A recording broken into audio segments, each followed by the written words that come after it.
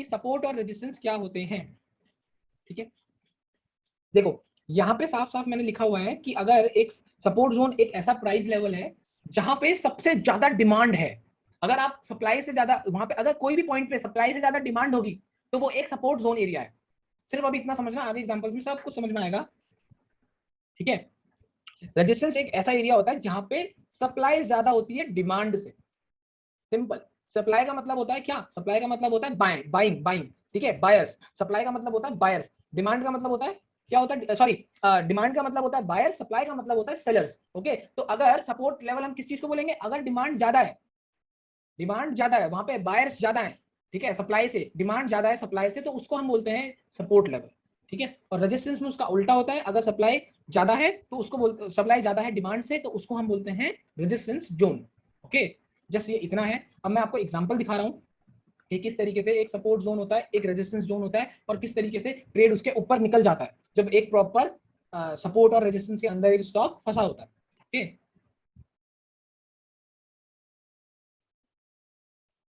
ठीक है, देखो कंसोलिडेशन होता है, कंसोलिडेशन बोलते हैं उसको। अभी जो मैंने आपको बताया था कि एक कंसोलिडेशन वाला पार्ट हमारा मिस हो गया था, तो वो इसी में ही है, उसको भी हम कंसोलिडेशन ही बोलते हैं। ठीक है, देखो यहाँ पे इस लेवल से ऊपर नहीं जा पा रहा है, ठीक है, इस लेवल से ऊपर नहीं जा पा रहा है, इस लेवल से नीचे नहीं जा पा रहा है स्टॉक। देखो ये इस एरिया के अंदर फंसा हुआ है, तो इसको बोलते हैं हम लोग कंसोलिडेशन। और ये हमारा रेजिस्टेंस हो गया, ये हमारा सपोर्ट एरिया हो गया। ठीक है, मैंने क्या बोला है कि हम ब्रेकआउट का वेट करते हैं जब भी एक स्टॉक एक कंसोलिडेशन के अंदर फंसा होता है, तो उसमें हम क्या देखते हैं, ब्रेकआउट का लेवल देखते हैं कि किस, इसमें क्या होता है ना, अगर ये इस तरीके से एक स्टॉक फंसा हुआ है तो वो ना दोनों चांसेस होते हैं कि वो या तो नीचे को भी तोड़ सकता है या वो ऊपर को भी जा सकता है। तो इसलिए हम कभी भी कंसोलिडेशन के एरिया के अंदर, हम इस एरिया के अंदर ट्रेडिंग नहीं करेंगे। ठीक है, हम कभी भी कंसोलिडेशन एरिया के अंदर ट्रेडिंग नहीं करेंगे। और अच्छा चलो, अब आपके दिमाग में ये बात आ सकती है कि हम रेजिस्टेंस एंड सपोर्ट जोन को कैसे पता लगाएं कि एक सपोर्ट जोन है या रेजिस्टेंस जोन है। मैं बताता हूँ,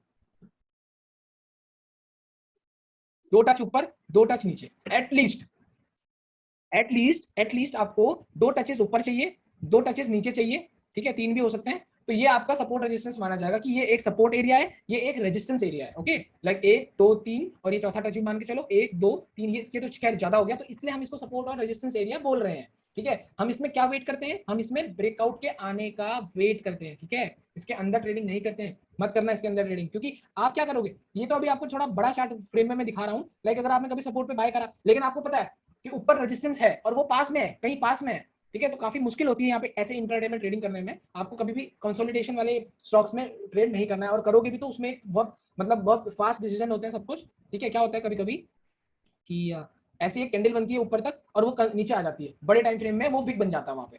ठीक है, तो इस तरीके की चीजें आगे बताऊंगा, अभी बहुत सारी हैं। तो इसके मैंने आपको क्या बोला, कंसोलिडेशन एरिया के अंदर आप ट्रेडिंग नहीं करोगे, या तो ट्रेड आपका ऊपर जा रहा है या तो नीचे जा रहा है। ठीक है, या तो स्ट्रक्चर चेंज हो रहा है, स्ट्रक्चर चेंज हो रहा है इसमें, ठीक है, ऐसे स्ट्रक्चर चेंज हो रहा है वहां पे ट्रेड कर रहे हो। ठीक है, कंसोलिडेशन के अंदर सर कंसोलिडेशन एरिया में फॉल्स ब्रेकआउट कैसे आइडेंटिफाई करें, बहुत अच्छा क्वेश्चन। देखो मैंने आपको क्या बोला, पहली बात आपको ट्रेड करना ही नहीं है, जब भी आप रेजिस्टेंस और सपोर्ट एरिया के बीच में फंसे होगे ना, आपको ट्रेड करना ही नहीं है। और जो लोग मेरे से बहुत लोग पूछते रहते हैं ना, नहीं नहीं नहीं ये अरे यार ये वॉल्यूम वॉल्यूम नहीं देखना है कुछ भी। ठीक है, आप ये इंडिकेटर्स को क्यों ला रहे हो बार बार अपने दिमाग में, इंडिकेटर्स मत लाओ ये सब कुछ। अभी हम प्राइस एक्शन सीख रहे हैं, प्राइस एक्शन में वॉल्यूम वॉल्यूम कुछ नहीं देखना है यार। ठीक है, आप यहाँ फोकस करो जो मैं बोल रहा हूँ सिर्फ। ठीक है, तो इन्होंने बोला अभी मेरे से कि हमें फेक आउट का कैसे पता चले, फेक ब्रेकआउट का कैसे पता चले। मैंने आपको क्या बोला है, अभी मैंने आपको थोड़ी देर पहले ये बोला कि जब तक मार्केट का स्ट्रक्चर चेंज नहीं होता है आप ट्रेड कैसे करोगे। अगर चलो मैं आपको एक काम करता हूँ, पीछे की स्लाइड्स में लेके चलता हूँ, ये टॉपिक आपको क्लियर करना जरूरी है। ठीक है, मैं नहीं चाहता कि किसी को भी कंफ्यूजन हो जाए। हाँ ठीक है कोई बात नहीं, मैं बता रहा हूँ। चलो ये एग्जांपल ले लो, कोई भी एग्जांपल ले लो एक क्लियर सा। हाँ देखो जैसे ये है ना, ठीक है, मैंने क्या कहा डाउन ट्रेंड अप ट्रेंड में चेंज होता है। ठीक है, साफ साफ। अरे भाई आप पता है कब फेक आउट में फंसते हो, आपको बड़ा ट्रेंड पता ही नहीं होता है कि पीछे से अगर डाउन ट्रेंड आ रहा है, आप यहाँ पे कहीं पे बाय करोगे तो आप फंसोगे ना। आप ये चीज क्यों नहीं समझ रहे हो, अगर आप एक फॉल्स ब्रेकआउट में फंस रहे हो, अगर आप एक फेक आउट में फंस रहे हो ना, अगर आप एक फेक ब्रेकआउट के अंदर फंस रहे हो तो आपको ट्रेंड नहीं पता है कि वो ट्रेंड कहाँ का है। अब आई बात समझ में आप सब लोगों को। ठीक है, अब आप अगर यहाँ पे बाय कर दोगे आपको क्या लगता है फंसोगे नहीं क्या, क्योंकि ये तो डाउन ट्रेंड है। डाउन ट्रेंड में आपने जस्ट छोटा मोटा यहाँ पे कुछ पैटर्न बना दिया और आप सोच रहे हो यार ये तो चेंज हो जाएगा, ऐसा नहीं होता। ठीक है, वो आपका फॉल्स ब्रेकआउट तभी आता है, और रियल ब्रेकआउट तब आते हैं, लाइक ये एक रियल ब्रेकआउट है।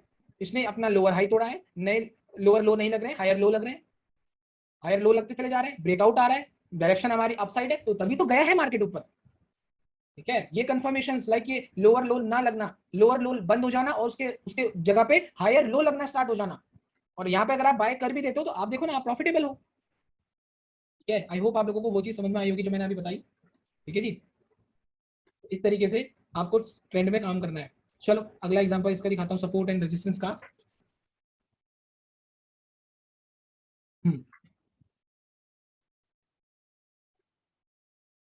देखो